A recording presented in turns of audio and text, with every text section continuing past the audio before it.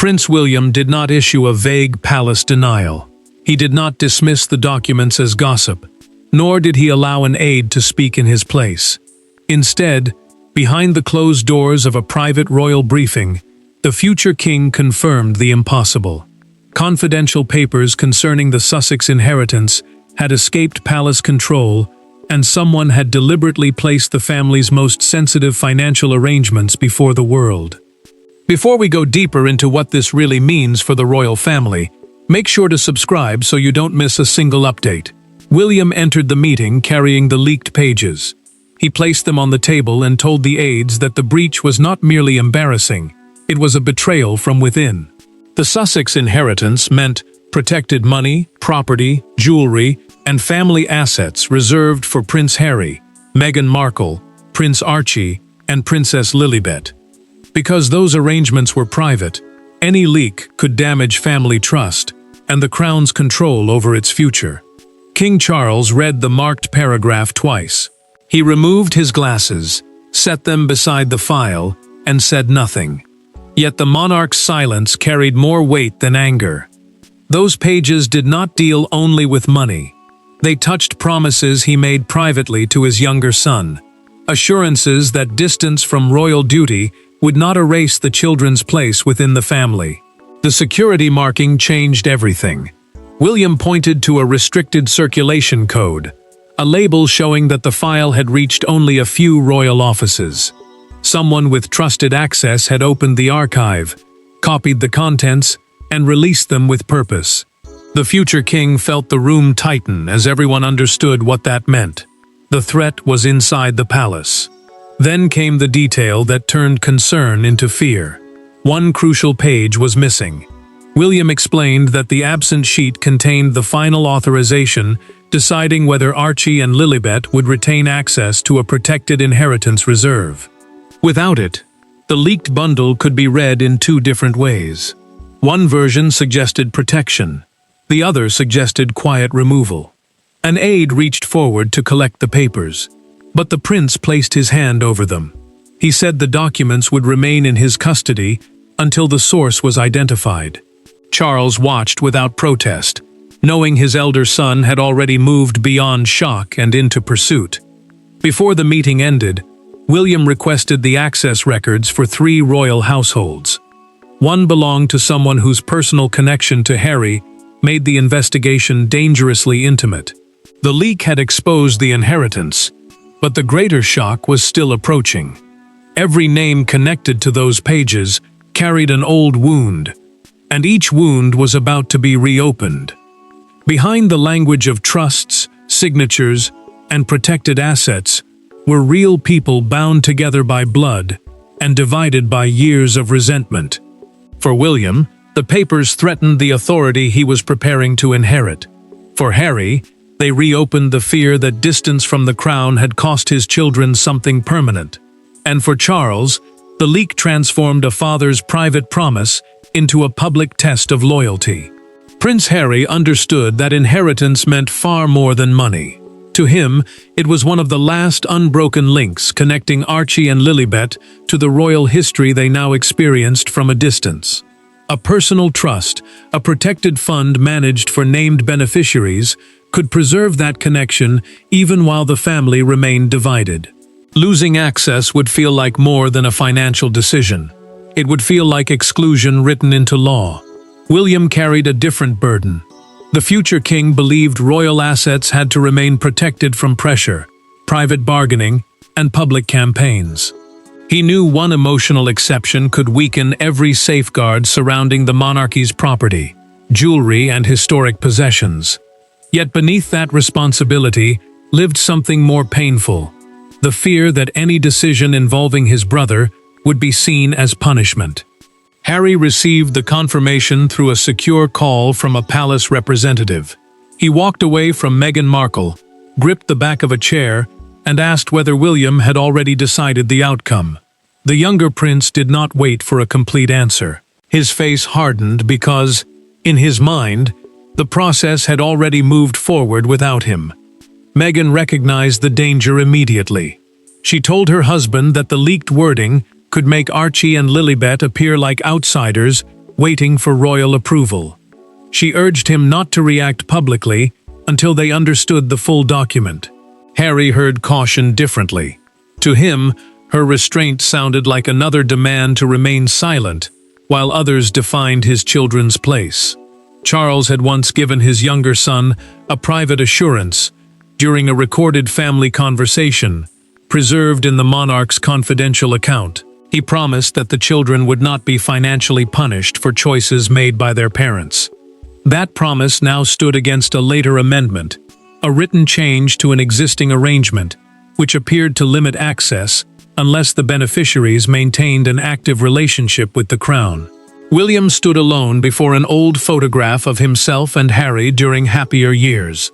The prince stared at it for several seconds, then turned it face down before returning to the leaked file. That small act exposed the truth he refused to say aloud. This investigation was already cutting through every layer of duty and reaching the brother beneath. The amendment had not appeared without cause. It was created after one explosive private encounter that changed how the palace viewed the Sussex inheritance forever. To understand why new conditions were introduced, the story must return to the night when one request became the point of no return. The crisis did not begin with the leak. It began months earlier at Balmoral, after a family gathering that was meant to lower tensions.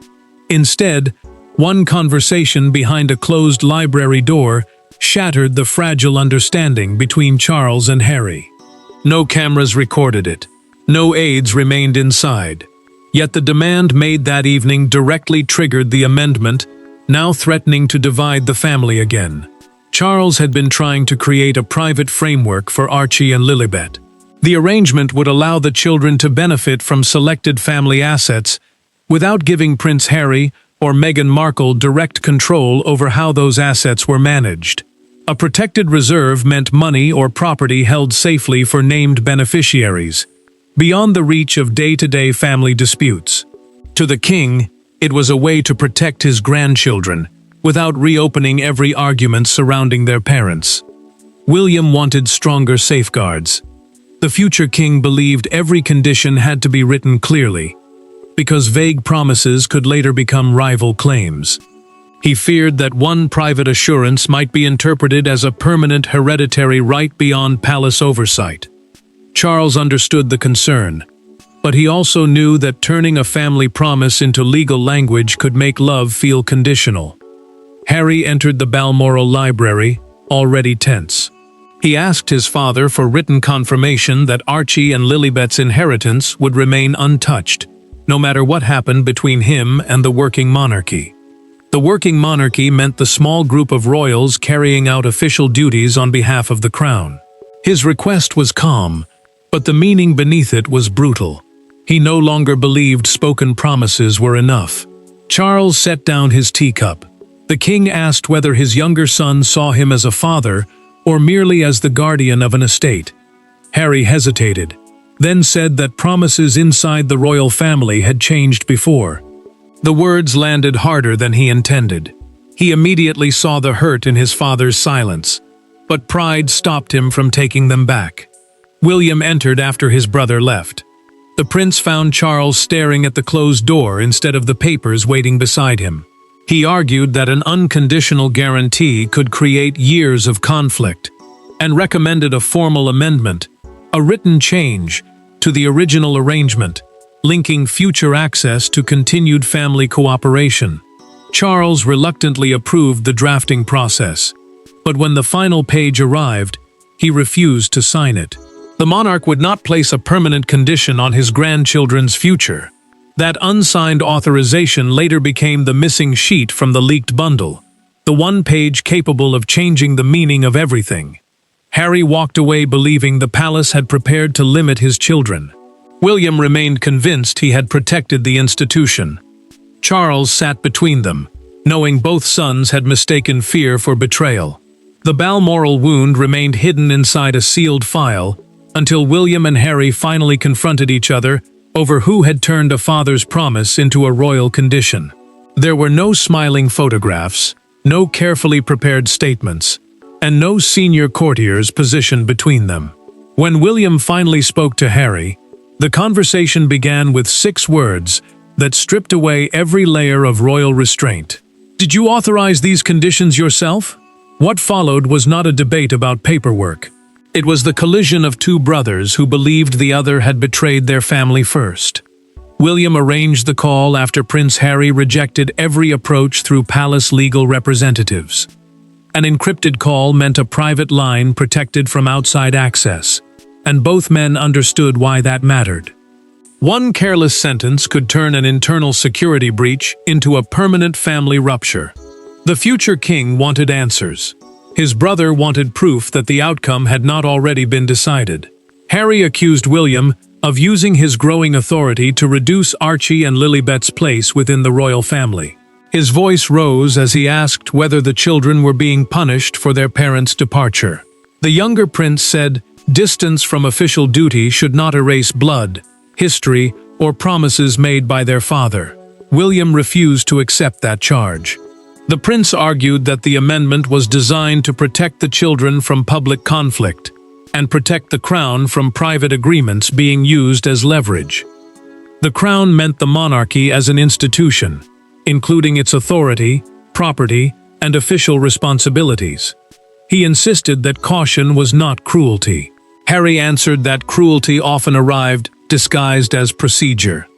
The call shifted to secure video. Harry leaned toward the screen and asked, "Did you change it?" William paused, long enough for the silence to become an answer of its own. Then he admitted that he had recommended stronger conditions, but he had never approved the final version. The missing page now carried the full weight of the crisis. William explained that it either contained Charles's signature or proved the king had refused to sign. Without that sheet, no one could know whether the amendment was binding or merely a rejected draft. Whoever removed it had not simply leaked a file. That person had controlled the story. Harry then revealed, through the recorded video conversation, that an anonymous message had reached him 2 days before the leak. It warned that his children's inheritance had been quietly rewritten. William demanded to see the message immediately. Harry refused. He believed the warning might be his only protection against palace manipulation, and he would not surrender it without knowing who could be trusted. William heard that refusal as another accusation. The confrontation ended without reconciliation, but it gave the future king his first true clue. The leak was never designed only to expose money.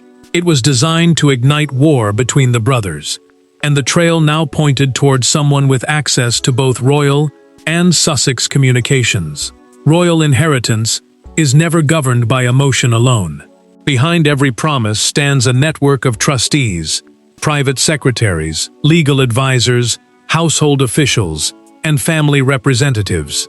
Yet as William traced the movement of the Sussex file, the machinery of the monarchy began to reveal something deeply human.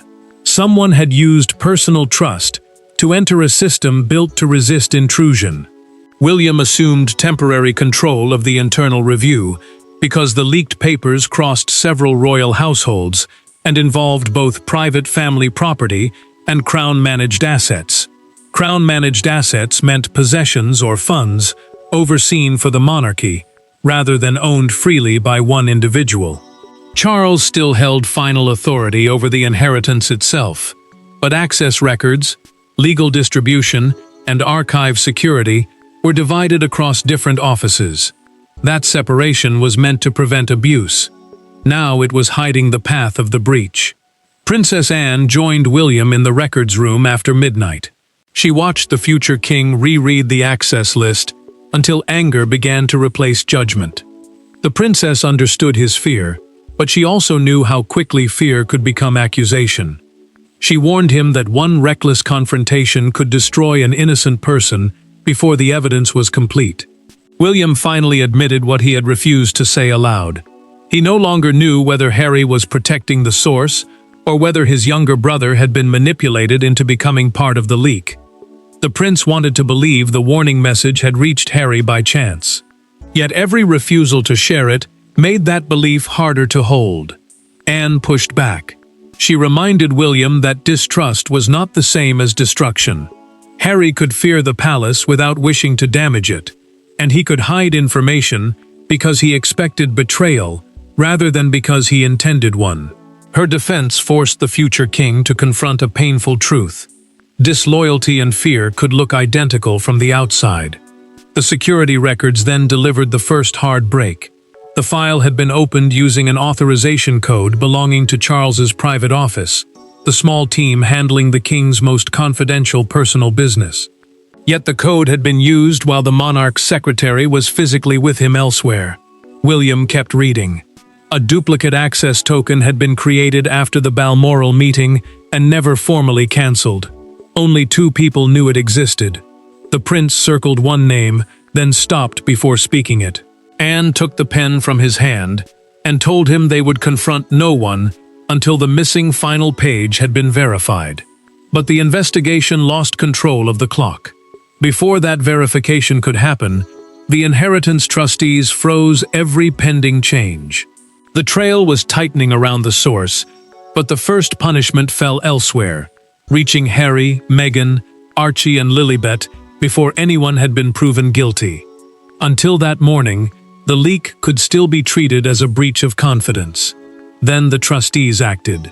Every pending amendment, future allocation, jewelry transfer, and property arrangement connected to the Sussex inheritance was temporarily frozen.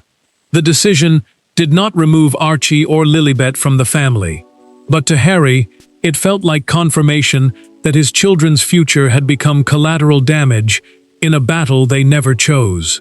The trustees suspended all action until the missing authorization page was recovered, and the leaked documents were proven authentic. Trustees were the people legally responsible for protecting and managing assets for named beneficiaries. Their order blocked new distributions and changes, but it did not erase the legal protections already placed in the children's names. That distinction mattered to lawyers. To a wounded father, it offered little comfort. Prince Harry read the notice without speaking. He folded it once, placed it on the kitchen counter, and stared at the words as though they had confirmed his worst fear. Meghan Markle watched his anger collapse into devastation. When he finally spoke, he said the palace had made Archie and Lilibet wait for adults to stop fighting. Meghan urged him to release the anonymous warning. She believed public proof would show that someone inside the royal system had known about the amendment before the leak. Harry refused.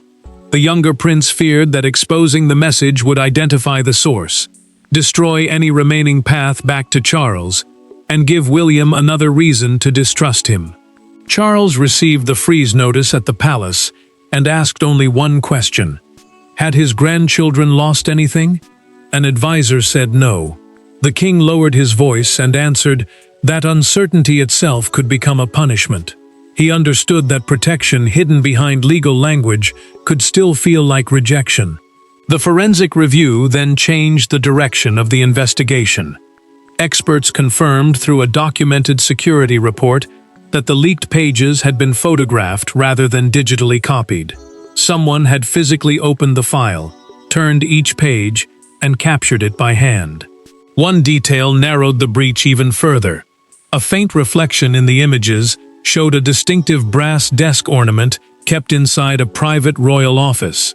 That office handled confidential family matters, and only a limited number of people could enter it without raising suspicion. Charles reached for the telephone to call Harry. His hand remained above the receiver for several seconds before he replaced it without dialing. The monarch wanted to explain, but too many years of hurt stood between intention and action. William finally understood that evidence alone would not repair the damage. The prince had to meet his brother privately and offer something neither man had given the other in years: complete honesty. The freeze had hardened every suspicion, yet it also forced the brothers toward one final choice: continue fighting through documents, or speak without the crown standing between them. The turning point did not come through a palace announcement. It came in a private room, with no advisors, no recording devices, and no official papers placed between the brothers. William entered first. Harry followed minutes later. For once, neither man spoke as an heir, a duke, or a public figure. They spoke as two sons who had allowed grief, suspicion, and pride to define them. William arranged the unannounced meeting at a secluded royal residence and refused to let household representatives attend. A royal household meant the staff and offices supporting a senior member of the family. Prince Harry agreed only after receiving written assurance that nothing said in the room would be summarized in a palace briefing. He wanted one conversation that would not be turned into strategy. The brothers sat opposite each other in silence. William began with an admission rather than a defense. The prince said he should have told Harry about the proposed conditions before recommending them. He had believed he was protecting the institution, but he now understood that secrecy had made protection look like punishment. Harry did not answer immediately. Then the younger brother admitted he had withheld the anonymous warning because he expected any evidence he shared to be used against him. His confession exposed how completely trust had collapsed. He no longer judged information by whether it was true. He judged it by who might control it once he surrendered it. Harry finally showed William the message. The wording matched a phrase used in the internal Balmoral draft, a private version of the amendment prepared for review. That match proved the sender had direct access to the process. The leak had not come from someone guessing at palace tension. It came from someone who had seen the language before anyone outside the room should have known it. William then produced the recovered missing page. Charles had never signed the restrictive amendment. Instead, the king had written an instruction preserving Archie and Lilibet's protected inheritance while requiring trustees to prevent either parent from controlling the assets. The condition was not designed to remove the children. It was designed to keep their future beyond the reach of family conflict. Harry read the handwritten instruction twice. His shoulders lowered, and his hands trembled as he placed the page down. For the first time since the leak, he understood that his father had not withdrawn the promise. William offered to announce the truth himself, including his own role in recommending stricter conditions.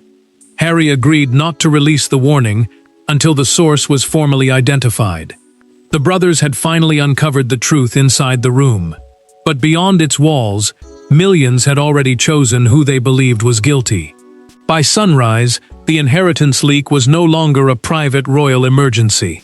It had become a public referendum on family, privilege, exile, and punishment. Broadcasters debated whether the Sussex children had been protected or pushed aside. Newspapers reduced years of grief to a single accusation. And outside Buckingham Palace, one handwritten message captured the emotional conflict more powerfully than any official statement. William became the center of two opposing stories. One side praised the future king for protecting royal assets from pressure and confusion. The other accused him of turning inheritance into punishment for Prince Harry's departure. Royal assets meant money, property, jewelry, and historic possessions managed for the family or the monarchy. Because the leaked pages appeared incomplete, every side could shape them into the version it wanted. The palace refused to discuss exact financial details. Instead, an official statement confirmed that Archie and Lilibet's existing legal protections remained intact. Harry understood the importance of those words, but he also knew they would not silence the deeper accusation. Protection on paper could still be presented as rejection in public. A national newspaper captured the division with brutal simplicity. Its front page showed William and Harry facing opposite directions beneath the headline, "Brothers Divided by a King's Promise." The image spread within hours, turning a complex family crisis into a single symbol of separation. Outside Buckingham Palace, a small crowd gathered near the gates. One visitor held a handwritten sign reading, "Children should not inherit their parents' war." Broadcasters repeated the message throughout the day, because it expressed what official statements could not. The public feared that Archie and Lilibet were paying for a conflict they never created. Harry watched the coverage with Meghan Markle and worried that any response would deepen the attack on their children. She urged him to focus on the confirmed protection rather than the hostile framing. The younger prince listened, but silence still felt dangerously close to surrender. William prepared to speak publicly. The prince knew he would have to admit recommending stricter conditions, even though Charles never approved them. That admission could damage his image, but avoiding it would make the truth look hidden again. Then the palace investigation identified the source through a documented security report. A former administrative officer had retained the duplicate access token after a temporary assignment. The officer deliberately photographed the incomplete bundle and removed Charles's unsigned page, so the amendment would appear final, legal, and punitive. The deception had finally been stripped away. With the missing page restored and the source exposed, William, Harry, and Charles now had to deliver a verdict no longer shaped by manufactured suspicion. The final decision did not erase years of division, nor did it restore the closeness the brothers once shared. But it ended the most dangerous lie at the heart of the crisis. Archie and Lilibet had not been removed, disinherited, or punished. Charles's original promise remained protected. And William, standing before the family and the institution he would one day lead, chose truth over silence, even when truth required him to admit his own mistake. Charles formally confirmed, through a documented palace statement, that the protected inheritance reserve for Archie and Lilibet would remain intact. A protected reserve meant assets held safely for named beneficiaries under strict legal control. Their future would not depend on Prince Harry and Meghan Markle's royal status, public choices, or relationship with the working monarchy. The children's place in the arrangement was secure. The restrictive draft was permanently withdrawn. New safeguards ensured that the money, property, and family possessions belonged to the children alone. No parent, advisor, or royal household could redirect the assets, control them for personal influence, or use them as leverage in future negotiations. The solution protected the inheritance without turning it into a weapon. William then acknowledged his own failure in a recorded internal address, later summarized by the palace. The prince admitted that he had recommended stricter conditions without first speaking directly to Harry. His confession did not remove the hurt, but it stopped responsibility from disappearing behind palace procedure. The future king had protected the institution while forgetting that silence could feel like punishment. Harry accepted that the crown had been protecting the inheritance rather than erasing it. The younger prince did not return to royal duties, and he did not pretend that the family was fully healed. Yet he stopped treating his father's promise as broken. Charles later met his son privately and placed the original unsigned draft before him. The king told Harry that distance might change their relationship, but it would never make Archie and Lilibet strangers. The monarch's words carried no grand promise of reunion. They carried something quieter: certainty. Harry closed the folder and pushed it back toward his father, without taking a copy. For the first time in years, he chose to trust the promise, rather than possess proof of it. The former official behind the leak lost all royal access, faced legal investigation, and was publicly identified as the person who removed the final page to manufacture a family conflict. The crisis proved that secrecy had become more destructive than disagreement. Archie and Lilibet kept their inheritance. Harry remained outside the working monarchy. William moved toward the throne, understanding that authority without communication could resemble cruelty. Charles preserved his word as both king and grandfather. The leaked documents began as an attempt to divide the House of Windsor, but they ended by forcing its three central men to confront the truth. Inheritance may pass through blood, yet trust survives only when silence finally ends. Thanks for watching. Please don't forget to like and subscribe, and we will see you in next one.